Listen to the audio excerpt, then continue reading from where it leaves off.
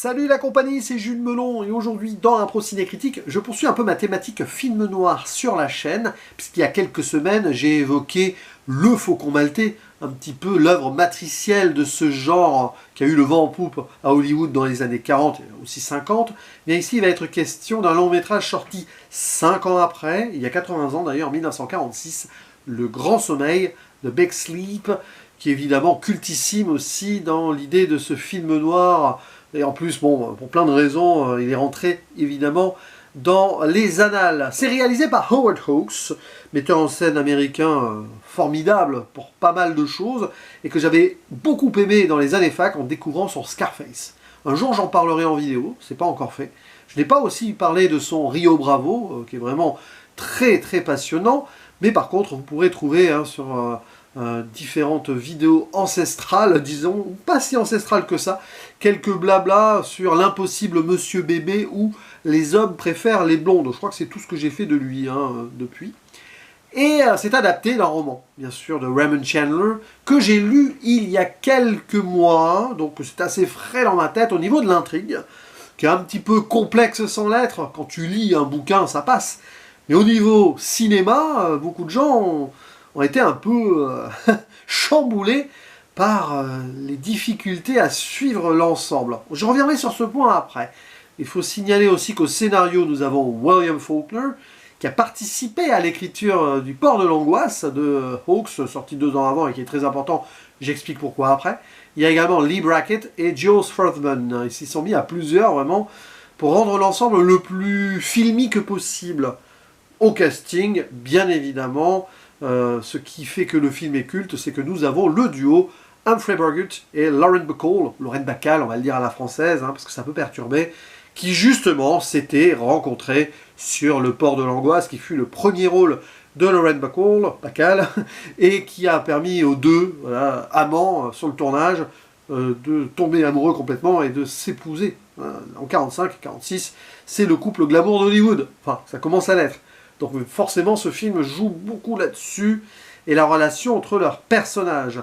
À leur côté, on va citer quand même Martha Vickers, qui joue la petite sœur du personnage de Lauren Bacall, John Ridgely, ou encore Charles Waldron dans le rôle au début là, du général Sternwood, qui fait appel au détective Philip Marlowe. Donc voilà, c'est pas Sam Spade dans Le Faucon Maltais, c'est Philip Marlowe. Ce sont des détective de film noir absolu, encore une fois Humphrey Bogart, qui évidemment fait le pont entre Le Faucon Maltais et Le Grand Sommeil. Cet homme a l'air un peu solitaire, avec sa morale, son envie de justice et de vérité, mais son côté un peu, pas cynique, mais brut de décoffrage, son bagou. Et évidemment, il débarque là à l'appel du général, donc dans ce manoir, il rencontre le vieil homme, figé dans le temps, un peu malade, tout ça. Et ce dernier demande à Marlowe d'enquêter autour donc de sa jeune fille qui a des problèmes avec un certain Eddie Mars, problème de dette ou de chantage, on en saura plus. Et à côté, vous avez la grande sœur Viviane, très protectrice peut-être, alors que la petite sœur est montrée très enfantine, d'une certaine manière, pas que. Viviane qui se méfie de ce détective parce qu'il pourrait découvrir autre chose. Et en effet, le film va littéralement bifurquer sur 2 histoires en parallèle. Donc, quête de vérité commandée par le général, savoir ce qui fait que la pauvre Carmen, qu'on va retrouver quand même dans un état très second à un moment, subit le chantage, etc., qui pourrait nuire à la famille. Et de l'autre, Viviane, qui cache peut-être quelque chose autour de la disparition d'un certain Sean Regan, qu'on ne verra pas du film. C'est-à-dire qu'il y a quelqu'un qui a disparu, une sorte de MacGuffin humain, dont on va chercher la possibilité, où on va essayer de découvrir la vérité autour de sa disparition. Et Marlowe, ça va vite le dépasser tout ça. D'une simple enquête très simple, où il a joué au fin limier dans une librairie, ça va le mener donc dans le gangstérisme local, pour faire simple, eh bien il va aussi devoir s'impliquer un peu plus pour cette femme qui l'attire, qui est un peu mystérieuse, qui elle semble un peu distante, mais qui va se rapprocher.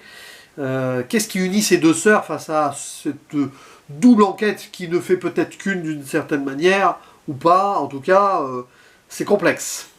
Faussement complexe, j'ai envie de dire. Et je vais forcément ici faire des raccourcis, simplifications, je vais même omettre des ponts, ou des pans plutôt, de l'intrigue, parce que c'est pas le plus important. Et c'est la première chose à souligner. Souvent, un bon film noir, donc à une intrigue de base intéressante, mais celle-ci doit terminer en filigrane et être secondaire. Pour que le film noir fonctionne, il faut que les personnages, l'évolution de leurs relations, l'ambiance, l'atmosphère et l'écriture notamment des dialogues et la mise en place aussi évidemment esthétique du tout, il faut que ceux-ci prennent le dessus sur tiens, qui a tué qui, pourquoi machin, etc. C'est ça qui est important. Le Faucon Maltais le réussissait d'emblée de base avec ce MacGuffin qui donne le titre au film. Sur Le Grand Sommeil, le bouquin est très intéressant là-dessus, il a une intensité, il a une liberté aussi de ton pour l'époque. Plus compliqué paradoxalement à mettre au cinéma, mais ça je vais très vite en parler. Et là j'ai un peu l'impression par moment que les scénaristes ont trop voulu jouer, on va dire, l'intrigue littéraire, et que fatalement le film est faussement complexe. Donc je pense que pas mal de gens ont pu être rebutés bizarrement, arriver au bout en disant ouais, j'ai pas tout compris. Bon. Moi ça me dérange pas. Mais j'avoue que, comme ça joue beaucoup dessus, le film est peut-être moins abouti, d'une certaine manière, quand bien même il soit réussi sur beaucoup de points, moins abouti que d'autres films noirs que j'ai pu voir, que ce soit Kiss Me Deadly l'année dernière, ou, qui est plus postérieur, on est déjà dans du post-film noir, là, ou que Le Faucon Maltais, Le Matriciel. Alors, ça reste quand même exceptionnel à voir, en fait, parce que tu connais la réputation d'un film que tu n'as jamais vu entièrement.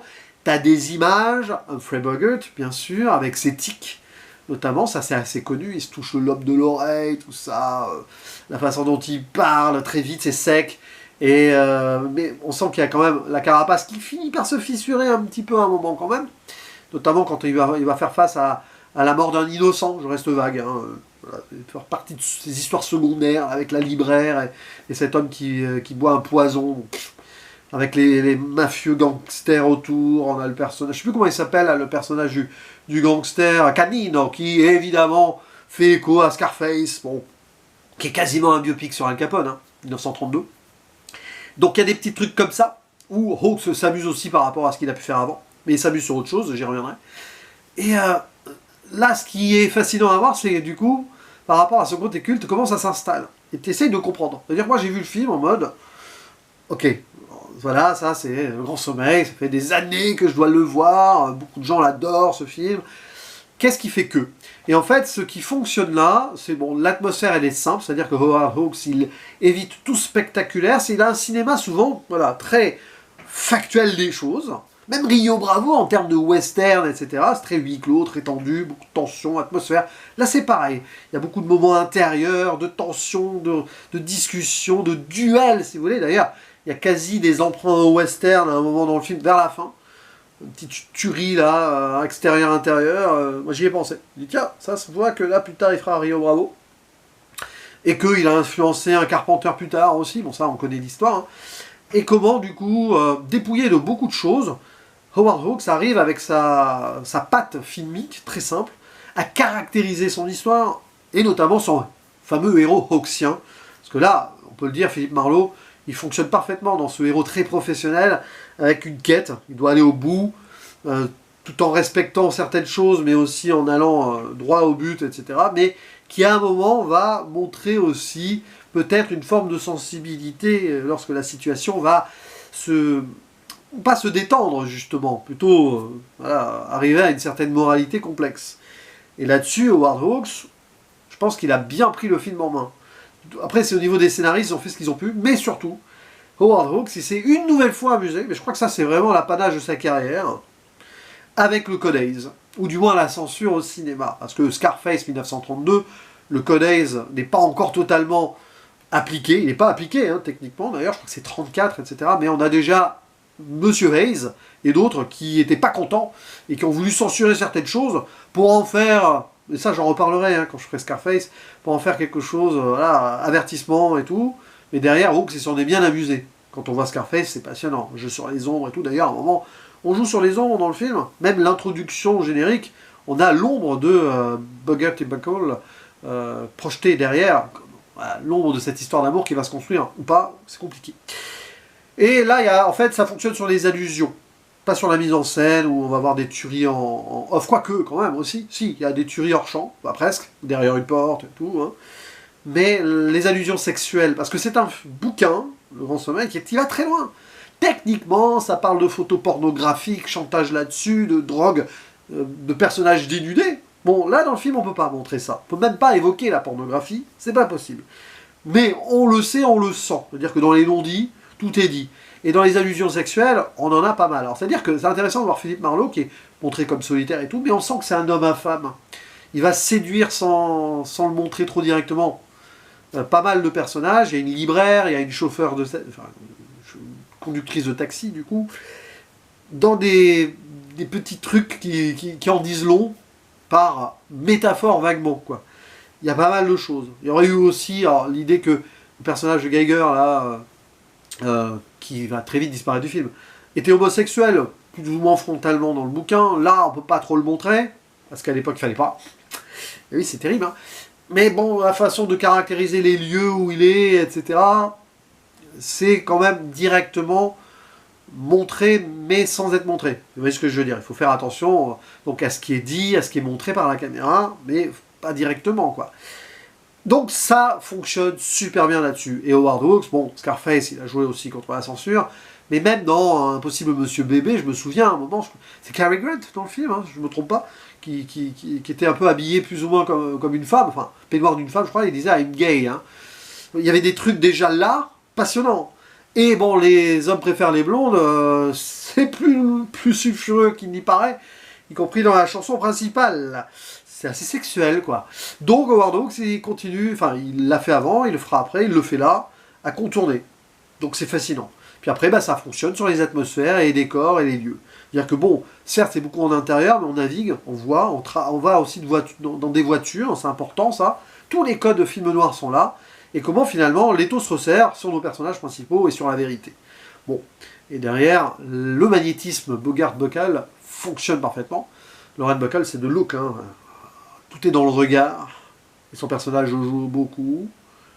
Et Bogart, là, il fait son beau gosse, Bogart beau gosse, dur et tout, mais qui va quand même, derrière, s'effriter un petit peu par rapport à donc, ce qui peut se passer dans son enquête, dans les secondes... les seconds couteaux autour, là, c'est quand même très glauque, hein, tout ça. Et derrière, ça va être très difficile. Là, déjà, quand il trouve le personnage de Carmen, la jeune sœur, on comprend que c'est compliqué. La première rencontre avec Carmen, hein, bon, elle aussi, dans le bouquin, c'est beaucoup plus sexualisé, disons-le. Là, bon, on la montre, voilà, le pouce dans la bouche, à faire un peu du gringue, etc. On la sent paumée. Et en effet, c'est un peu le cas. Mais bon. Et spoiler, même si je ne vais pas tout révéler de l'intrigue, parce qu'on s'en fiche, arrivé au bout, quand même, il y a quelque chose d'important. Donc, bon, on comprend Carmen très vite, hein, chantage autour d'images compromettantes, mais Viviane veut la défendre, mais elle veut protéger même, hein, Carmen, de plein de façons. C'est-à-dire qu'il y a toutes ces histoires autour du méchant Eddie Mars, il y a l'histoire du casino, tout ça, bon, bref. Mais c'est surtout la disparition de ce personnage dont on ne verra rien, dont on parle tout le temps, Sean Regan. Il n'a pas disparu, il est mort. Et on apprend donc à la fin que la jeune sœur a tué Sean Regan dans un état second. Et Viviane l'a protégé la famille et la sœur avant donc, cette histoire-là. Elle est brisée. Viviane est une femme brisée. Dès le début du film, et Carmen, elle est brisée dès le début du film. C'est ça qu'on comprend arrivé au bout, ce qui remet en perspective aussi beaucoup de choses. Et arrivé à la fin, Marlowe comprend et découvre la vérité. Et il va y avoir un choix très différent du Faucon Maltais, où il y a aussi une vérité autour d'une histoire d'amour qui ne peut pas être possible. Là, il veut choisir l'amour, il veut protéger, tout en ayant joué sur la morale quand même avant. Sauf que c'est plus complexe que cela. C'est-à-dire que la fin est analysable de façon exceptionnelle. Viviane dit, alors que pourtant Marlowe est prêt à vivre cette histoire avec elle, en cachant la vérité pour tout ça, Viviane, elle dit, non, il n'y a rien que tu ne puisses régler. Nothing you can fix. Avec un regard qui se détourne. C'est-à-dire qu'arrivé au bout, on se demande si ce sera possible. On se demande comment Marlowe va pouvoir faire en sorte que Viviane puisse s'en sortir, parce que moralement, elle est arrivée à bout. Il y a Carmen qui a besoin d'aide psychologique, clairement. Et il va devoir être là, mais c'est pas à lui de réparer les choses. C'est-à-dire qu'en tant que détective, il veut toujours trouver la vérité, régler les problèmes, etc. Viviane lui dit, là, ça te dépasse. Ça ne veut pas dire que l'histoire d'amour est impossible, c'est-à-dire qu'il va devoir changer de point de vue sur les choses aussi. Et cette fin, elle est très sobre, hein, très très sobre, mais elle est assez formidable, je trouve, sur son dernier plan. Après, Donc dans toutes ces résolutions, là je parlais d'un mort hors champ tout à l'heure, le personnage Eddie Mars n'est pas tué directement par Philippe Marlowe, il est tué, un stratagème qui fait qu'il va être tué par ses hommes de main qui croyaient que c'était Marlowe qui sortait de la maison.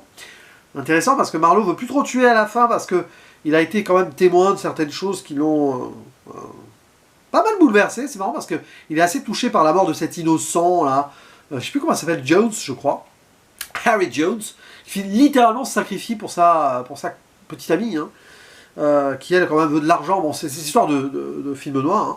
Et ça le marque. Il y a beaucoup de choses comme ça qui fait qu'arrivé à la fin, il a évolué. Puis en plus, il y a Viviane, quoi. Donc voilà, mais c'est pas pour autant que finalement, alors qu'il sait tout, mais que maintenant, voilà, on va dire que c'est ça, et Carmen ne sera pas inquiétée. Bon, on va quand même devoir peut-être la faire interner. Bon, c'est pas facile, c'est-à-dire que voilà. Et c'est là où Viviane lui dit rien que tu puisses régler, c'est-à-dire que ben oui, tu vas nous protéger, tu vas pas dire tout à la justice, mais c'est pas pour autant que la pauvre elle va s'en sortir, ma sœur, et que moi je vais oublier tout ça. On est marqué à vie, quoi. C'est intéressant parce que ça renvoie à ce début aussi dans ce manoir où on voit ces deux femmes littéralement enfermées dans ce monde-là créé par le père, et elles sont enfermées aussi mentalement dans ce qui s'est passé avant le film, et tout ce qui va se passer là ne va rien fixe, ne va rien régler, arriver au bout. Donc c'est pour ça que la façon dont l'histoire est complexe, etc., arriver au bout, on est presque au même point qu'au début, pour ces deux femmes, sauf que Marlowe est là, et peut-être, mais lui, par contre, on le voit évoluer dans cette histoire criminelle, mais aussi dans sa personnalité. C'est peut-être ça le plus passionnant au final. Je ferme la zone spoiler. Donc Le Grand Sommeil de Big Sleep, oui, ça fait partie de ces films assez incontournables du genre. Peut-être pas le meilleur film noir de l'histoire non plus, ça c'est mon point de vue, parce que finalement, arrivé au bout, t'as beau mettre l'intrigue de côté, le film joue beaucoup là-dessus, sur sa complexité, mais l'intéressant est ailleurs, mais à un moment, l'intéressant passe en second plan malgré tout, donc c'est un peu paradoxal, mais arrivé au bout, tu vois les choses, tu vois comment ça commence, tu vois comment ça termine, limite, hein. C'est le principal. Bien sûr, entre-temps, il y a toute cette évolution pour le personnage du détective privé. Parce que dans l'écriture, dans les dialogues et tout, ça vaut son pesant de cacahuètes dans l'atmosphère. Film noir, c'est très très bien écrit au niveau des répliques. Ça, c'est une évidence absolue. Et pas que pour contourner le code Hays. J'aurais pu parler un petit peu des histoires, enfin, presque de l'humour décalé par moments, l'humour pince sans rire. Presque cynique, oui, quand même, d'une certaine manière. Et ça colle parfaitement au phrasé de Bogart. Bref, n'hésitez pas à dire en commentaire ce que vous pensez de ce film, si pour vous il est dans le panthéon de ce cinéma-là ou pas. Bref, vous êtes libre, donc en tapant sur votre clavier, sur votre téléphone. Et je vous dis à la prochaine, ciao!